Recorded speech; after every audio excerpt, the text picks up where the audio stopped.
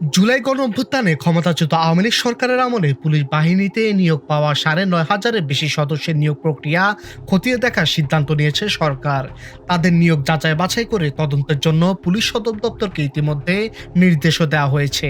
এই পুলিশ সদস্যদের মধ্যে ১,৫০০ জন উপপরিদর্শক পদে এবং কনস্টেবল পদে ৮,০০০-এর বেশি নিয়োগ পেয়েছিলেন। তারা গোপালগঞ্জ সহ বৃহত্তর ফরিদপুর, কিশোরগঞ্জ, মাদারীপুর ও শরীয়তপুরের বাসিন্দা।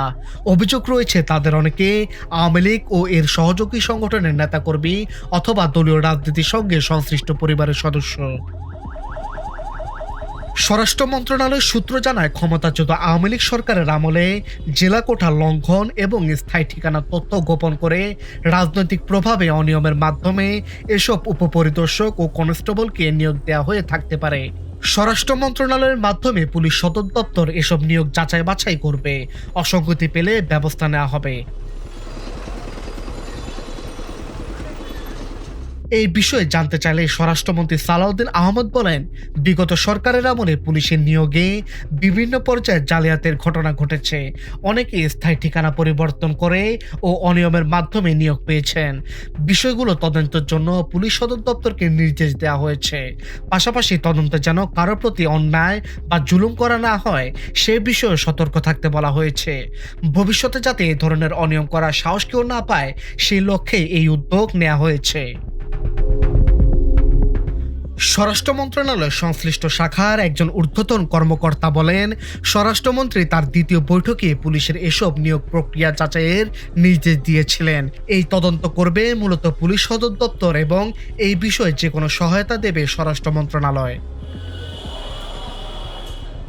সংশ্লিষ্ট সূত্র বলছে, ঠিকানা পরিবর্তন, কোটা জালিয়াতি এবং ছাত্রলীগ কোটা থেকে সরাসরি নিয়োগ পাওয়া ১,২১৭ জন সহ নানা অনিয়মের মাধ্যমে অন্তত ১,৫০০ উপপরিদর্শক ও ৮,০০০-এর বেশি কনস্টেবলের নিয়োগ প্রক্রিয়া পুনরায় যাচাই বাছাই করার সিদ্ধান্ত হয়েছে। পরে এই সংখ্যা আরও বাড়তে পারে। সূত্র বলছে, ক্ষমতাচ্যুত আওয়ামী লীগ সরকারের ১৫ বছরে সারা দেশে পুলিশ বাহিনীতে প্রায় ৪৫,০০০ সদস্য নিয়োগ দেওয়া হয়।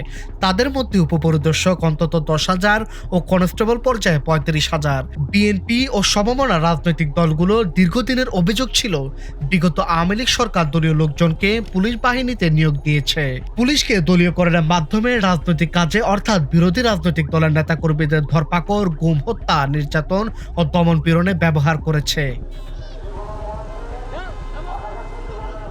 স্বরাষ্ট্র মন্ত্রণালয়ের সংশ্লিষ্ট সূত্র জানায়, কনস্টেবলদের মতো উপপরিদর্শক পদে ৮ ব্যাচের নিয়োগেও জেলা কোটা মানা হয়নি।